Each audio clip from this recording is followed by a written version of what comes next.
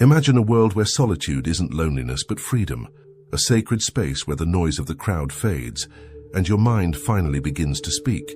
Have you ever wondered why some of the most intelligent people you know seem disinterested in parties, small talk, or social validation? Why do they often prefer silence over conversation and solitude over companionship?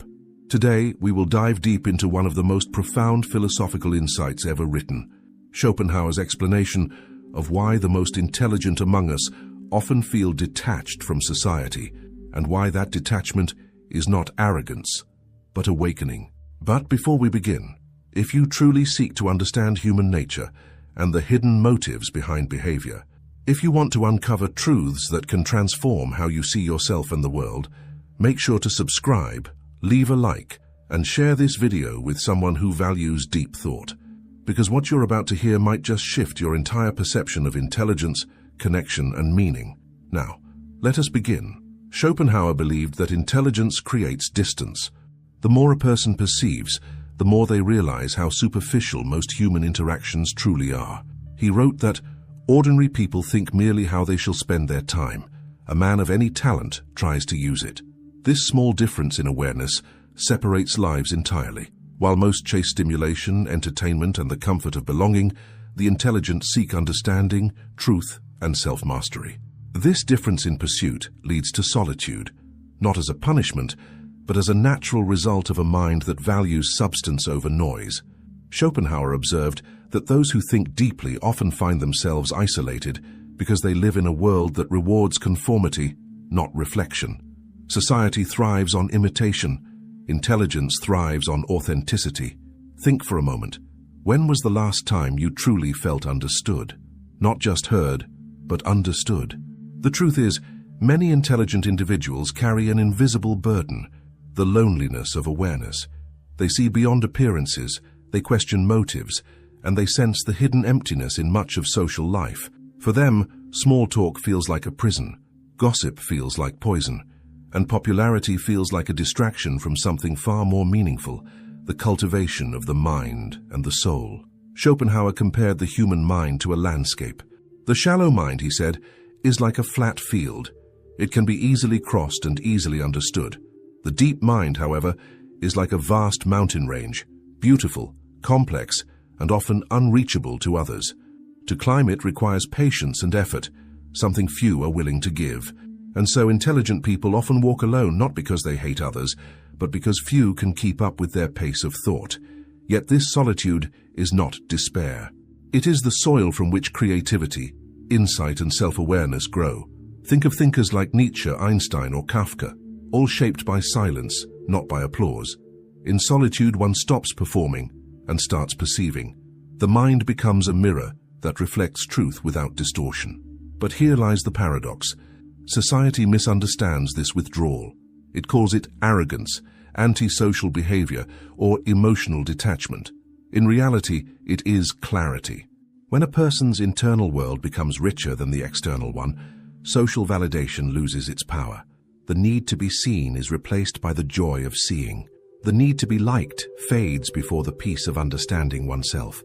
Schopenhauer wrote that a man can be himself only so long as he is alone, and if he does not love solitude, he will not love freedom. This statement holds immense power. What he meant is that solitude is not a rejection of others, but the highest form of freedom, the freedom to think, to feel, and to exist without distortion. When you are alone, you are not acting for anyone's approval. You are not filtering your thoughts to please others. You are perhaps for the first time entirely yourself. Still, few can tolerate such freedom. Most prefer the comfort of company, even if that company requires pretending. Schopenhauer noticed that people fear silence because silence reveals who they are. The intelligent, however, welcome it. They see it as an opportunity to know themselves and to listen to the subtle voice of wisdom that can only be heard when the world is quiet. So ask yourself, are you lonely, or are you simply surrounded by people who cannot meet you where you are? Have you mistaken solitude for emptiness when it may actually be the sign of your awakening? As we move deeper into this exploration, we will uncover the psychological foundations behind this phenomenon, how intelligence alters emotional needs, perception, and even the brain's social chemistry.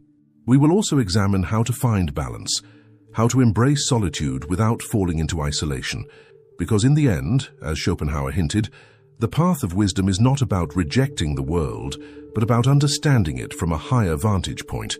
And that understanding begins where noise ends, in the stillness of your own mind. Have you ever noticed that the moments of your greatest insight never come in the middle of a crowd, but in silence, during a walk, a night alone, or a quiet morning when the world is still asleep?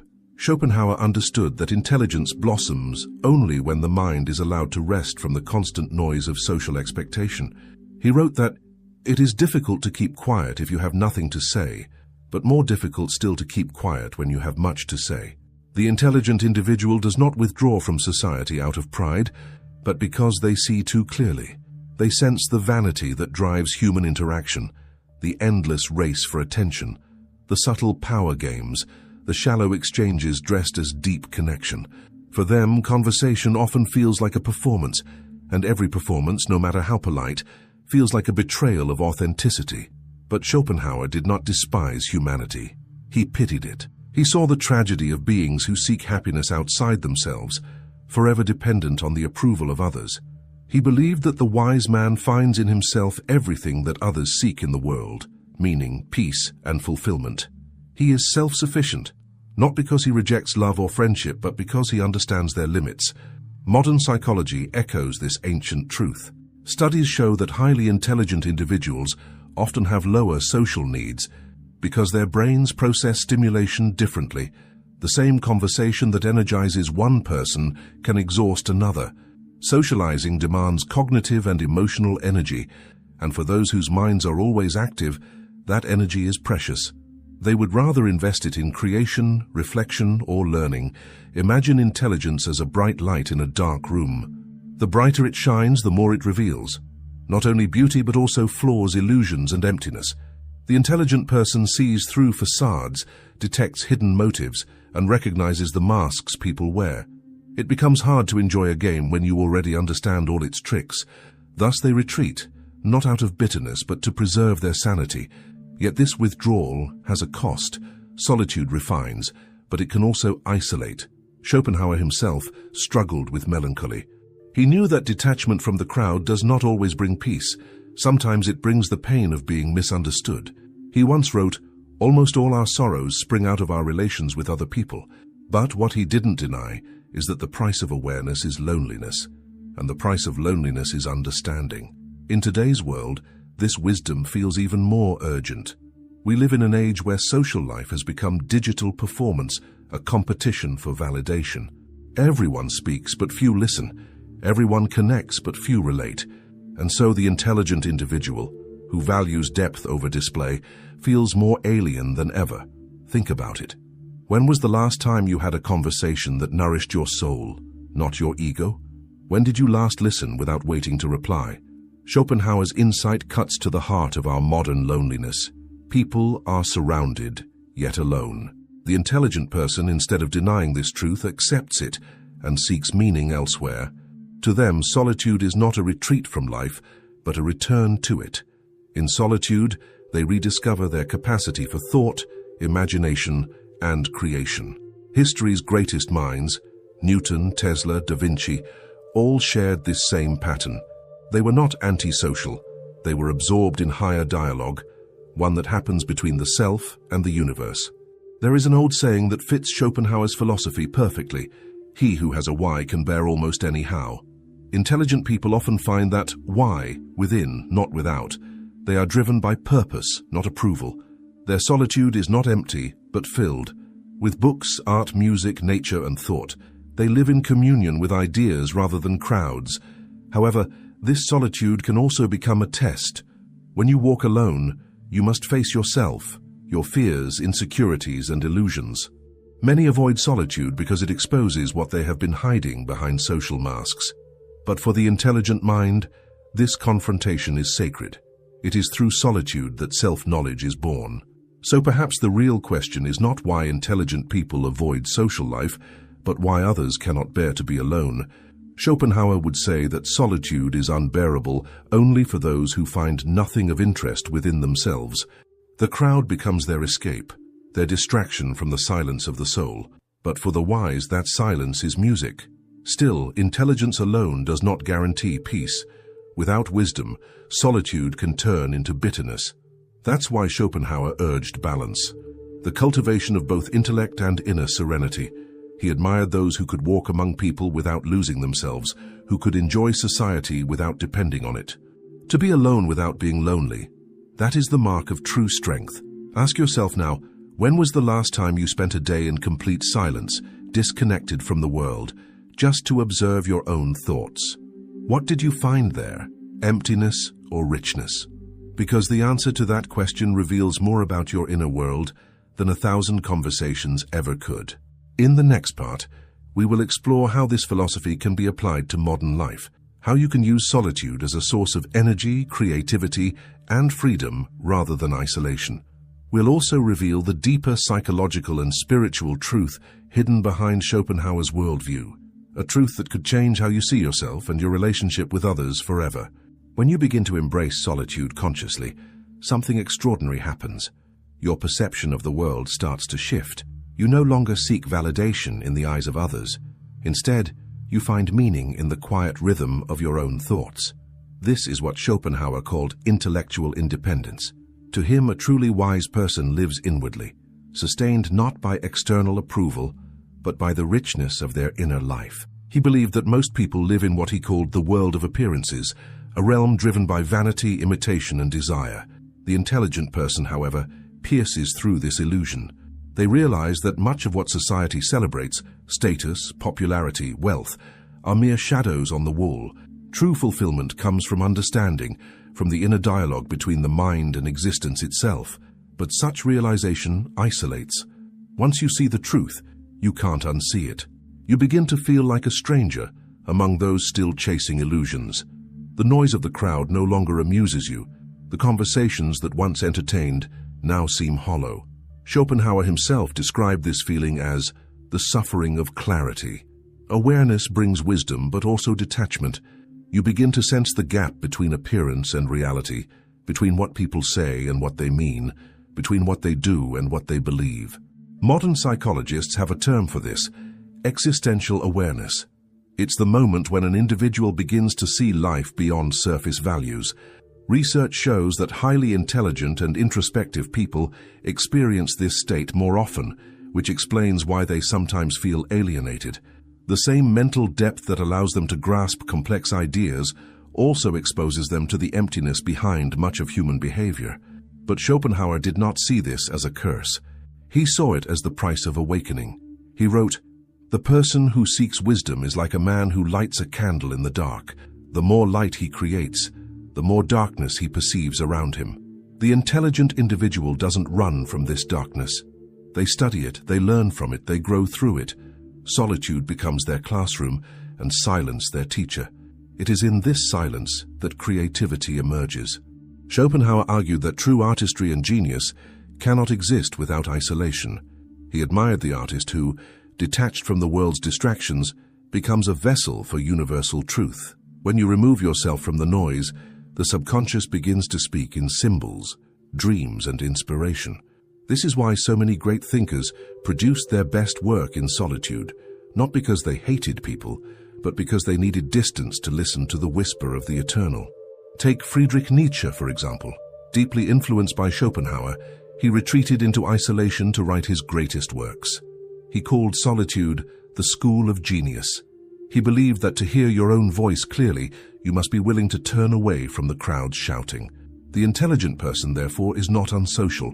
They are simply tuned to a different frequency, one that most people never access because they fear silence. But this inner journey is not easy. Solitude tests your courage. It forces you to face questions that have no easy answers. Who am I without others' opinions? What is my purpose beyond social roles? What do I truly believe? Most people avoid these questions because they threaten the fragile identity built on external validation. The intelligent person, however, embraces them. They would rather face discomfort than live in illusion. Schopenhauer compared life to a pendulum swinging between pain and boredom. Ordinary people try to escape pain by filling their lives with distractions, constant activity, endless talk, social noise. But the wise seek a third state, tranquility, achieved through contemplation and inner balance. To them, solitude is not emptiness, it's equilibrium. Still, Schopenhauer warned that solitude without inner cultivation leads to despair. The goal is not isolation, but introspection. He encouraged reading, study, art, and nature as companions of the solitary mind. When used well, solitude becomes nourishment, a sacred retreat where the mind reorganizes itself and the soul remembers its own depth. Consider for a moment how our modern culture views solitude. We fear it. We associate being alone with being unwanted. Yet the most transformative moments of your life likely happened in silence, when you decided to change, to heal, to grow. The intelligent person understands that solitude is the birthplace of every great decision. It is where clarity emerges after the storm of confusion. So, if you ever feel detached from the crowd, don't rush to label yourself as broken or strange. You may simply be awakening to a deeper level of consciousness. The same that Schopenhauer described, the same that great minds throughout history have walked. The road of self-awareness is narrow and often lonely, but it leads to freedom. The freedom to think, to create, and to exist on your own terms. Ask yourself now, what are you afraid to face when you're alone? What truths hide beneath the silence you avoid? What would happen if, instead of filling every empty moment with distraction, you allowed your mind to wander freely without the weight of others' expectations? You might discover that the peace you've been searching for in others has been waiting for you within.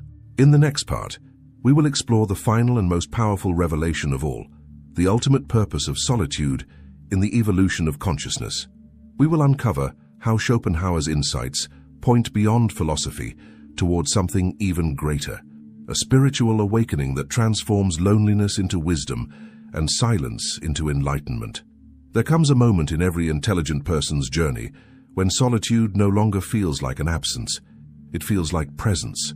The silence that once seemed heavy becomes sacred, and the emptiness that once hurt becomes space. Space for understanding, for creation, and for awakening. Schopenhauer believed that solitude was the gateway through which the individual mind connects with the eternal. He called it the state where the will becomes quiet, where the restless desire to chase, to prove, to belong, finally dissolves into stillness. This, he said, is the beginning of wisdom. The ordinary mind lives in constant reaction, seeking pleasure, avoiding pain, following the currents of society without ever asking where they lead. But the wise mind steps out of that current. It stops running. It observes. It begins to see life as it truly is, not as a series of social games, but as an unfolding mystery. In this state, one realizes that the approval of others, the competition for recognition, and the endless performance of identity are illusions that trap the human spirit. When Schopenhauer spoke of the quieting of the will, he was describing liberation, the moment when a person ceases to live for appearances and starts to live for truth. It is the moment when the intelligent person no longer feels the need to justify their solitude, because they understand that solitude is the natural state of anyone who seeks to know themselves. This insight echoes through the teachings of mystics and philosophers across centuries. The Buddha, for example, taught that suffering arises from attachment, from clinging to external forms. Schopenhauer, though not a religious man, came to the same conclusion through reason. He saw that the constant craving for social validation keeps the mind restless and divided. To be free, one must step back not out of bitterness but out of clarity. In solitude, the mind begins to see its own patterns. You start to recognize how much of your behavior is driven by fear. Fear of rejection, fear of being forgotten, fear of being misunderstood. But when those fears lose their grip, what remains is authenticity. The intelligent person doesn't stop caring about people. They simply stop needing their approval. They connect more deeply but with fewer individuals. Their relationships become real because they are no longer built on the fragile foundation of validation. This is why Schopenhauer often wrote that solitude is the privilege of strong minds. It takes strength to be alone and not collapse into loneliness. It takes courage to face your own thoughts without distraction. But once you do, you find something extraordinary, a peace that does not depend on anyone or anything outside of you. That peace is freedom, and freedom, in Schopenhauer's philosophy, is the highest good. It is not political freedom or social independence. It is inner freedom, the liberation of consciousness from the tyranny of desire and opinion. He believed that true happiness could only arise when a person becomes self-sufficient, content with their own mind and existence. The greatest of follies, he wrote, is to sacrifice the inner for the outer and the lasting for the transient. This wisdom feels almost prophetic today. In a world addicted to validation, where every gesture is measured in likes, every opinion performed for approval, solitude is the ultimate rebellion. To disconnect is to reclaim your soul. It is a silent revolution against a culture that thrives on noise. But this solitude is not passive. It does not mean isolating yourself from the world forever. It means learning to return to the world without being consumed by it. The truly intelligent person moves between solitude and society with balance, using silence to recharge and interaction to express what they have discovered within. They don't reject humanity. They refine it through understanding. Perhaps this is the final secret that Schopenhauer tried to teach us, that the highest form of intelligence is not knowledge, but wisdom. And wisdom is born only in stillness. The solitude that once felt like separation becomes connection on a higher level. Not connection through words, but through awareness. You begin to sense the unity behind all things, the shared essence beneath every mind and every form of life. At that point, the intelligent person no longer feels alienated from the world. They feel compassion for it. They see that ignorance is not evil, it is blindness, and solitude is the light that can open the eyes. From this understanding grows humility, patience, and peace. So if you have ever felt different, if you have ever wondered why social life drains you, or why you find